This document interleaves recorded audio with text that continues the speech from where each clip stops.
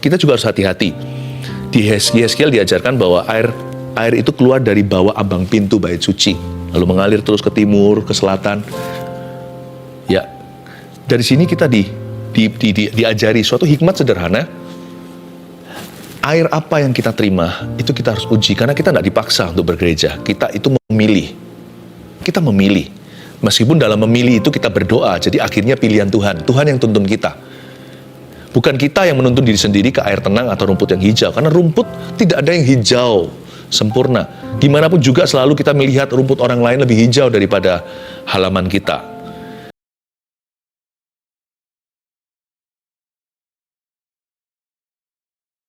Mengapa kami harus bergereja ya Tuhan? Tuhan, Kau baik. Kau ajari kami agar kami bertumbuh. Kau lengkapi kami dengan seluruh pewahyuan-Mu. Sampaikan sabda-Mu dalam nama Yesus. Haleluya. Amin. Semua yang dibagikan di saat teduh, udah berapa tahun ini, masing-masing itu menu yang datangnya dari hati Tuhan, sesuai dengan tuntunan.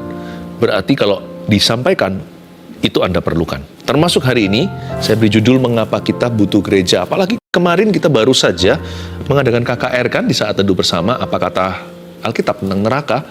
Banyak sekali teman-teman kita yang baru rededikasi atau dedikasi ulang kepada Tuhan, atau mereka yang baru pertama kali menerima Yesus. Hari-hari ini tuaian jiwa-jiwa terjadi sekalipun di tengah pandemi. Tuhan itu baik sekali. Dan demikian pula sekarang pentingnya kita itu tidak jadi anak jalanan. Tahukah tanpa gereja yang baik dan benar, kita semua putra-putri kerajaan sorga. Memang Tuhan Yesus kan ajarkan. Kalau kita doa gimana? Bapa kami yang ada di dalam sorga. Sekalipun di sorga kita punya Bapa, jangan sampai di dunia kita nggak punya rumah. Kita nggak punya rumah rohani yang tetap. Jangan jadi anak jalanan. Nggak tentu anak yang berkeliaran di jalanan minta-minta atau ngamen, contohnya, atau jualan. Nggak tentu mereka itu nggak punya ortu, nggak punya orang tua loh. Mereka mungkin punya, tapi sehari-hari mereka di jalanan. Saya rasa sayang ya kalau Yesus sudah mati untuk kita, lalu berujung kita di bumi ini berkeliaran, kita itu gentayangan, tidak punya satu tempat yang kita sebut sebagai family in Christ atau keluargaku dalam Kristus. Kita buka sama-sama Kisah Para Rasul pasal yang kedua, ayat 41 sampai ayat yang ke-47. Saya baca dulu di Alkitab kita, judulnya Cara Hidup Jemaat yang Pertama. Orang-orang yang menerima perkataannya itu memberi diri dibaptis, dan pada hari itu jumlah mereka bertambah kira-kira 3.000 jiwa. Mereka bertekun dalam pengajaran rasul-rasul dan dalam persekutuan, dan mereka selalu berkumpul untuk memecahkan roti dan berdoa. Maka ketakutanlah mereka semua, sedang rasul-rasul itu mengadakan banyak mujizat dan tanda. Dan semua orang yang telah menjadi percaya tetap bersatu, dan segala kepunyaan mereka adalah kepunyaan bersama. Dan selalu ada dari mereka yang menjual harta miliknya, lalu membagi-bagikannya kepada semua orang sesuai dengan keperluan masing-masing. Dengan bertekun dan dengan sehati mereka berkumpul tiap-tiap hari dalam bait Allah. Mereka memecahkan roti di rumah masing-masing secara bergilir dan makan bersama-sama dengan gembira dan dengan tulus hati, sambil memuji Allah, dan mereka disukai oleh semua orang, dan tiap-tiap hari Tuhan menambah jumlah mereka dengan orang yang diselamatkan. Ayat 41 mulai, orang-orang yang menerima perkataannya itu memberi diri dibaptis, seperti yang terjadi hari-hari ini setelah KKR apalagi. Dan pada hari itu juga, jumlah mereka bertambah kira-kira 3.000 jiwa. Bermula dengan 120, ingat, yang menerima api Pentakosta. Jadi kurang lebih 3.120 orang totalnya. Terima Tuhan itu banyak. Tapi untungnya, di dalam perikop ayat ini, sebelum beranjak nanti pasal 3 Kisah Rasul sampai selesai pasal akhirnya, bahkan penyelesaian perjanjian baru, tanpa cara hidup jemaat yang pertama, tanpa gereja sungguh-sungguh berdiri dan mengayomi, pasal-pasal berikutnya tidak akan ada. Karena Tuhan tidak menghendaki anak-anaknya menjadi anak-anak jalanan di dunia. Orang-orang yang menerima perkataannya itu memberi diri dibaptis, jumlah mereka ribuan. Tapi segera setelah itu, ayat 42, mereka bertekun dalam pengajaran rasul-rasul, mereka selalu berkumpul, lalu mengalami pekerjaan Allah yang lebih lanjut dalam hidup mereka bersama maupun individu. Di ayat-ayat ini kita diajari pentingnya kita itu tertanam dalam sebuah gereja. Memang tidak ada gereja yang sempurna, saya tahu. Tapi Tuhan tidak menceraikan istrinya. Mempelai wanita itu tetap adalah gereja perjanjian baru. Jadi, sekalipun saya tahu para church atau semacam ministry atau pelayanan-pelayanan yang berdikari itu sebenarnya seperti selang-selang ICU. Itu juga perlu, atau saling melengkapi suplemen. Tapi 4 sehat 5 sempurna tetap adalah gereja. Persekutuan juga ada fungsinya. Ya, zaman dahulu waktu bangsa Israel di zaman Perjanjian Lama misalnya, mereka ada bait suci di Yerusalem, tapi mereka juga ada tempat-tempat di mana mereka itu bisa berkumpul, ya kan? Mungkin menyanyi-nyanyi dan sebagainya. Tetapi gimana pun juga Tuhan tentukan di Perjanjian Lama, Yerusalem adalah rumah Tuhan. Tuhan itu maha hadir, saya tahu. Tetapi Tuhan juga mau kita berkumpul. Karena gereja itu adalah pernyataan hadirat Allah bersama-sama. Jadi penting sekali kita itu bergereja. Nah, ayat yang ke-42 kita baca sekali lagi. Mereka bertekun dalam pengajaran rasul-rasul dan dalam persekutuan, dan mereka selalu berkumpul untuk memecahkan roti dan berdoa. Tulis dulu poin pertama, mengapa kita butuh gereja. 1, kita butuh kepemimpinan dan keluarga rohani. Setiap kita butuh spiritual covering atau tudung rohani. Saya ngerti, kadang-kadang kita anti atau alergi. Kalau dikasih tudung itu kan nggak boleh sembarangan. Masa aku menyerahkan wewenang kepada orang lain atas hidupku? Ya enggak sih. Tuhan nggak suruh kita menundukkan diri sama manusia seperti kita menundukkan diri sama Tuhan. Tuhan yang absolut dan firman ini otoritas tertinggi. Bukan begitu loh ya. Fungsi daripada otoritas rohani bukan melanggar firman. Tapi kita nggak bisa bertumbuh dengan layak. Kita nggak bisa bertumbuh dengan maksimal jikalau kita tidak punya tudung yang tetap. Karena manusia itu cenderung liar, dagingnya susah untuk dijinakkan. Besi menajamkan besi, gereja menajamkan orang-orang Kristen, anak-anak Tuhan atau jemaatnya. Kita butuh kepemimpinan rohani sebelum keluarga rohani. Dua-dua butuh, tapi vertikal dulu, baru horizontalnya terjadi. Kalau Anda baca di 42, teliti coba. Mereka bertekun dalam pengajaran rasul-rasul. Sebelum mereka bersekutu dan selalu berkumpul untuk memecahkan roti bersama sambil berdoa, mereka terlebih dulu menundukkan diri dan bertekun dalam pengajaran rasul-rasul Tuhan. Tidak ada seorang manusia pun punya kuasa absolut. Tidak seorang pun di antara kita disebut maha. Dan juga tidak boleh kultus individu, saya tahu. Segala sesuatu lewat firman. Tapi jangan sampai Anda punya trauma, lalu pukul rata. Dimanapun juga wahyu Tuhan tetap. Bahwa Allah telah menempatkan dan menetapkan. Ada pemimpin-pemimpin rohani yang berjaga-jaga atas jiwamu. Kitab Ibrani juga berkata gitu, jangan sampai mereka memimpinmu dengan keluh kesah, karena itu percuma. Itu sia-sia. Itu merugikan dirimu sendiri. Tapi biarkan mereka memimpinmu dengan sukacita. Dengan bahagia. Kalau mereka melihat bagaimana Anda mau bekerja sama untuk bertumbuh di dalam firman. Betul, tidak semua itu salah yang dipimpin. Tidak sedikit pemimpin-pemimpin yang bersalah di hadapan Tuhan. Tapi hanya karena di luar ada uang palsu, bukan berarti tidak ada uang asli.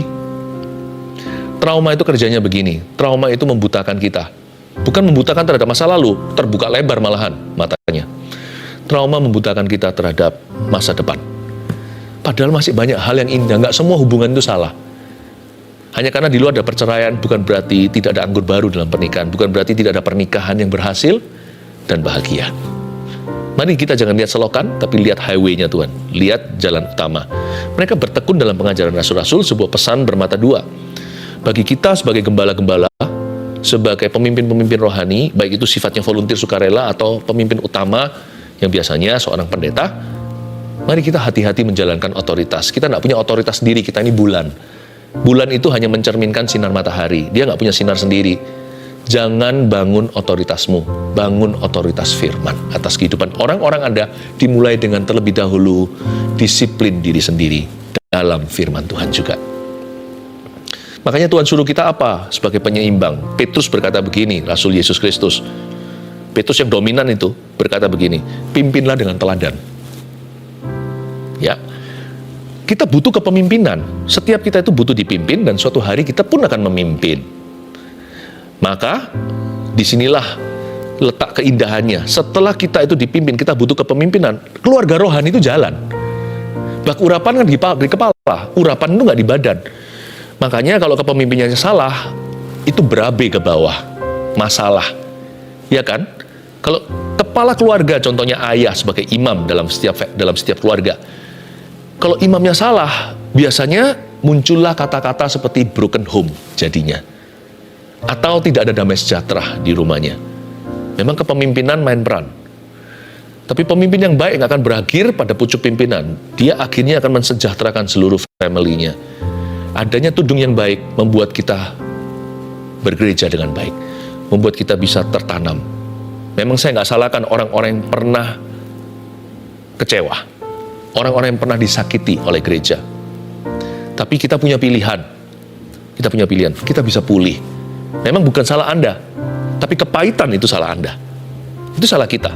Orang lain yang membuatmu pahit, dia menyalahi Tuhan. Apalagi kalau beralasan. Tetapi kita yang kepahitan itu pilihan baru loh. Karena kita juga bisa punya pilihan mengampuni. Kita juga bisa minta sama Tuhan untuk Tuhan tuntun kita. Apa yang harus kita perbuat dalam konteks keadaan seperti ini? Masih ada hikmat Tuhan kok. Tapi biasanya kita langsung konklusi dan kita langsung emosi, lalu cut off dengan segala sesuatu. Saya ngomong begini bukan berarti saya tidak pernah dikecewakan.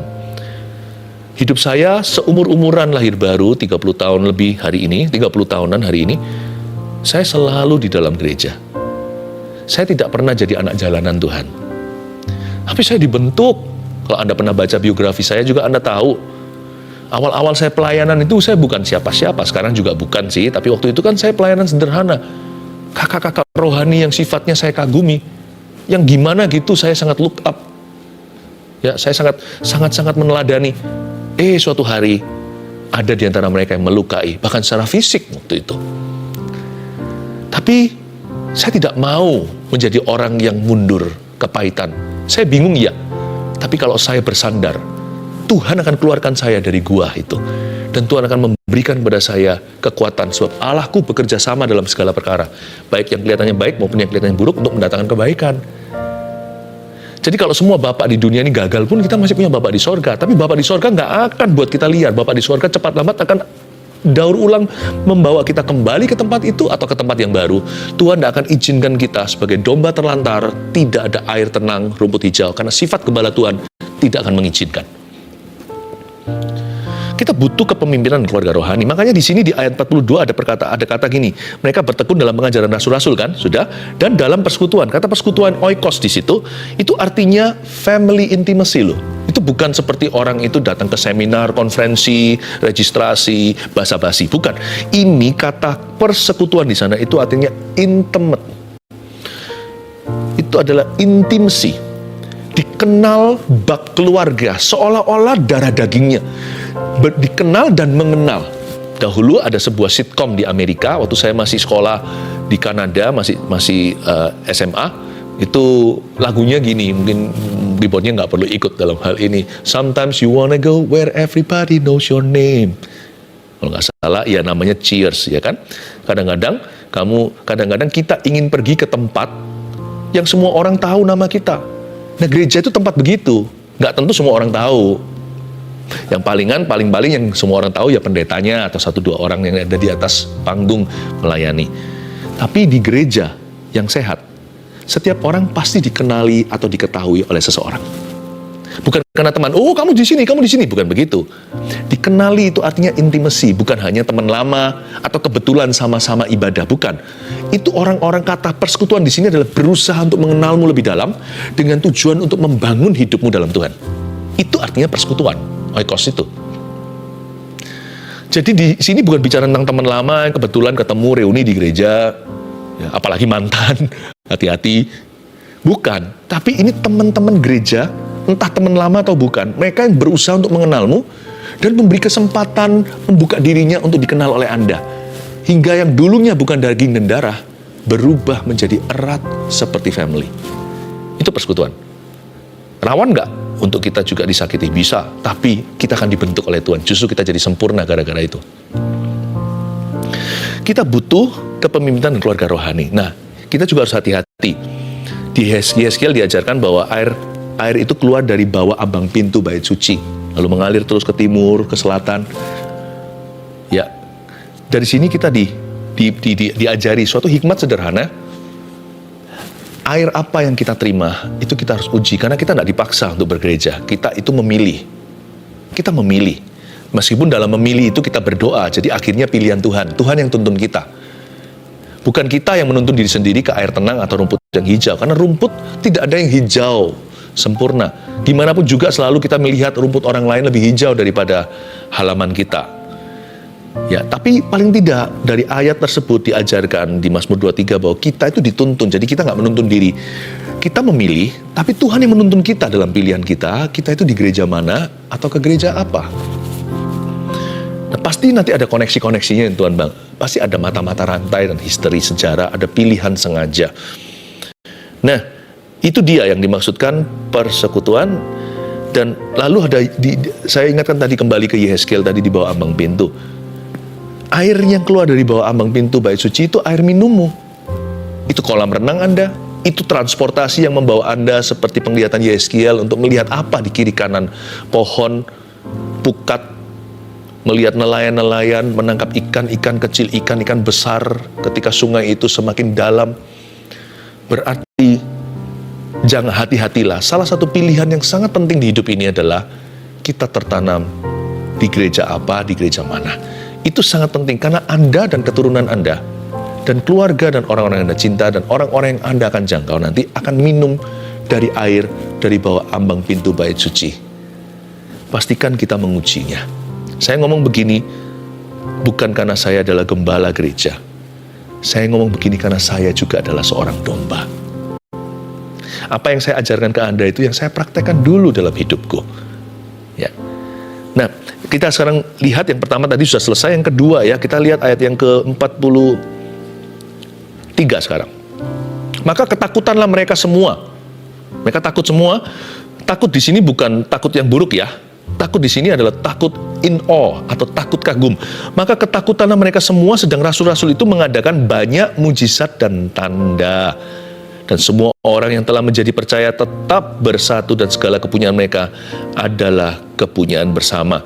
Dan selalu ada dari antara mereka yang membagi-bagikan, yang menjual harta miliknya lalu membagi-bagikannya kepada semua orang sesuai dengan keperluan masing-masing. Berhenti di sana, dimulai di ayat 43 dengan kata, maka ketakutanlah mereka sedang rasul-rasul mengadakan banyak mujizat dan tanda. Poin nomor 2, mengapa kita butuh gereja? Karena kita butuh hadirat Tuhan secara korporat. Apa bedanya hadirat Tuhan secara pribadi dan secara korporat? Tidakkah ada hadirat Tuhan di kamar saya, atau di ruang doa, atau tempat kerja, atau di mana-mana? Ada. Tapi saat kita berkumpul, saat kami berkumpul, Roh-Mu bekerja. Ajar kami memuliakan nama-Mu. Nah ini kuncinya. Kala hati kami mulai menyembah, berkat-Mu atas kami Tuhan. Kala hati kami mulai menyembah, berkat-Mu atas kami Tuhan. Berkat-Mu atas kami. Bukankah Yesus pernah berkata, jikalau 2 atau 3 orang berkumpul dalam nama-Ku, Aku akan ada di tengah-tengah mereka. Apakah pesan ini atau kalimat ini overlapping, tumpang tindih dengan hadirat Allah yang maha hadir? Mengapa Tuhan bilang Tuhan akan hadir? Bukankah Tuhan sudah hadir? Bukankah Tuhan maha hadir? Ya kan? Paham maksud saya ulang lagi. Kenapa Tuhan berkata aku akan hadir? Padahal kan dia sudah hadir. Dia kan maha hadir. Berarti memang ada hadirat istimewa ketika 2-3 orang berkumpul. When Christians, suatu orang-orang Kristen, anak-anak Tuhan, make the effort, mengusahakan untuk kumpul sama-sama, mencari Tuhan, itulah esensi berdirinya gereja. Di situ ada hadirat Allah secara istimewa. Kalau Yesus berkata, aku akan ada di sana, dia memang sudah ada di situ. Tapi berarti ada sebuah activity yang tidak terjadi dalam hadirat Tuhan secara pribadi dalam kehidupanmu. Itu yang disebut maka ketakutanlah mereka. Itu bukan takut. There is an awesome presence, adalah hadirat yang sangat awesome. Hadirat yang beda, nggak bisa dijelaskan. Saling melengkapi sih. Kalau kita hanya ke gereja saja, nggak pernah punya hubungan pribadi sama Tuhan, merugi. Kalau kita nggak pernah saat teduh pribadi, merugi. Berarti kita tidak kenal Tuhan di dalam keintiman secara pribadi dengan Dia seorang diri. Berarti kita tidak mengenal Tuhan privately. Tapi nggak bisa private saja, privat terus. Udah nggak perlu gereja, apalagi kalau orang udah kecewa ya. Selalu alasannya rohani. Aku bisa nyembah Tuhan di rumah. Aku bisa pengetahuan Alkitab, apalagi zaman sekarang kan. Internetan di mana-mana seluruh dunia, aku tinggal klik aja. Puja Sera. Tinggal lihat aja, yang mana aku suka, pendeta ini aku suka, pendeta itu aku suka. Nanti jangan-jangan iman dan rohaninya sesuka-sukanya. Sesuka aku, sesuka gua. Karena tidak ada penundukan diri kan. Tidak ada komitmen. Tapi lompat kanan kiri, lari-lari. Nanti ya, firman apapun ditaruh di situ karena sudah salah tanah hatinya. Tidak akan bertumbuh seperti yang Tuhan kehendaki. Tapi Anda akan paksa firman sesuai kehendak. Kita akan paksa firman sesuai dengan kehendak kita. Maka ketakutanlah mereka, berarti ada hadirat Tuhan secara korporat. Berarti ada perbedaan. Salah satunya berkat yang tercurah ketika kita itu bersama adalah ada pertumbuhan rohani yang sifatnya akselerasi. Ada pewahyuan dan karakter yang kita tidak bisa dapat ketika kita berdoa sendiri atau kita beribadah sendiri di rumah kita seorang diri. Ada sesuatu yang kita nggak bisa dapatkan. There is a certain spiritual growth, ada pertumbuhan rohani yang nggak bisa dipalsukan, yang hanya terjadi ketika umat Tuhan berkumpul. Saat kami berkumpul, Roh-Mu bekerja. Kala hati kami mulai menyembah, berkat-Mu atas kami ya Tuhan.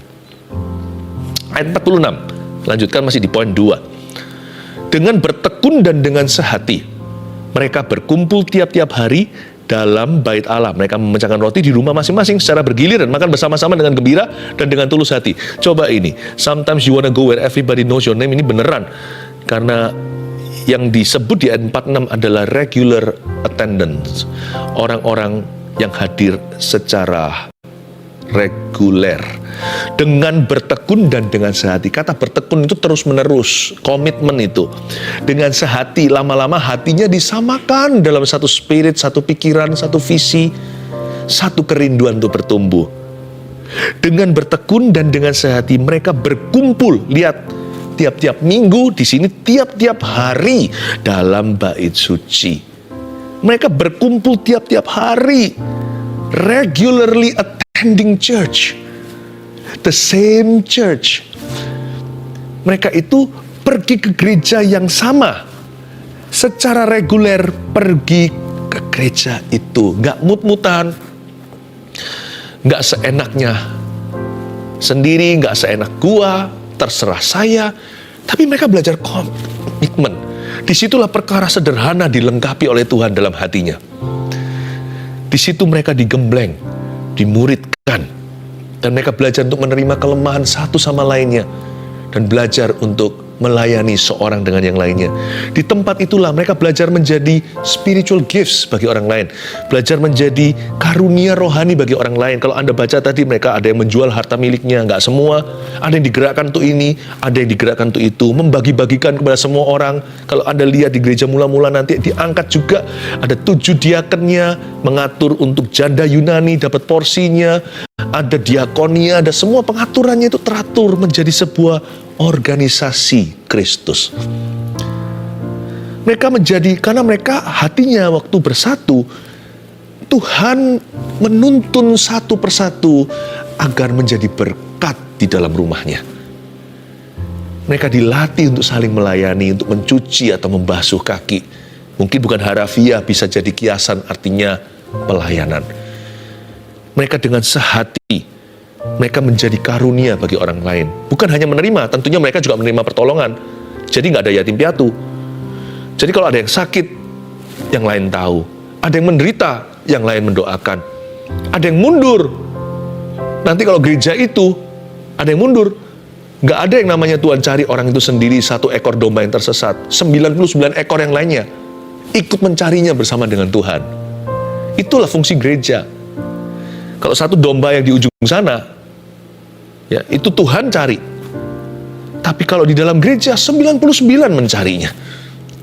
Ya, nggak ada domba pengangguran, apalagi gereja yang DNA-nya baik dan tepat. Makanya gereja itu berkat sekalipun tidak sempurna. Kita nggak bisa tumbuh tanpa itu. Bisa masuk surga? Bisa. Tapi jalan kita terpontang-panting selama di bumi.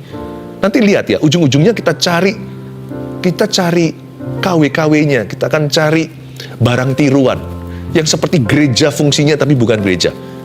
Nggak bisa kita lari dari apa yang Tuhan sudah garis bawahi. Itu sudah ada dalam DNA spirit roh kita saat lahir baru. Dengan bertekun dan dengan sehati.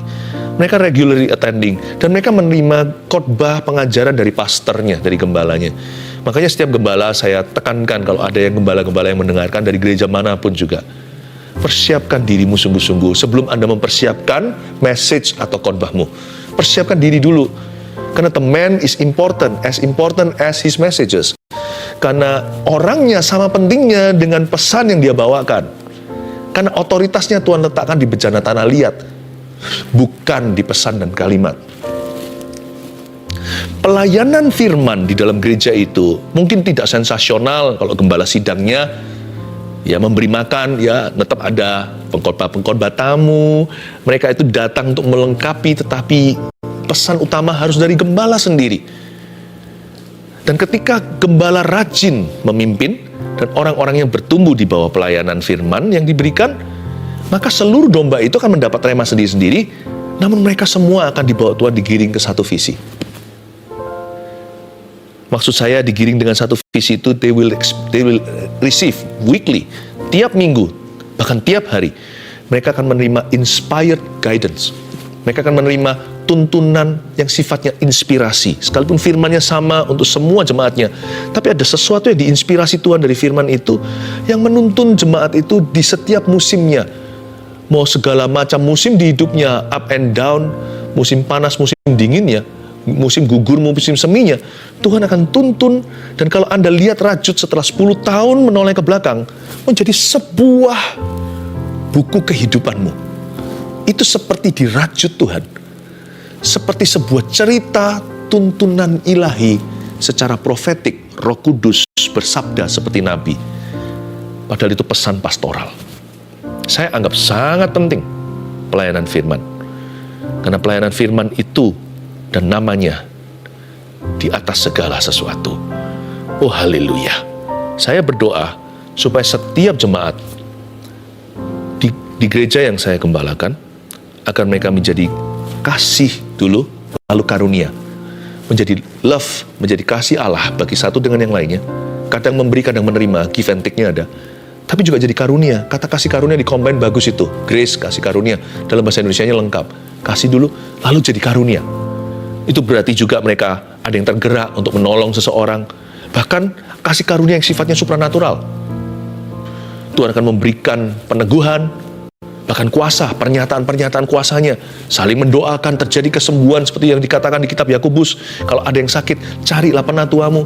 Gimana kalau dia lari-lari? Mana dia tahu penatuannya siapa? Ya.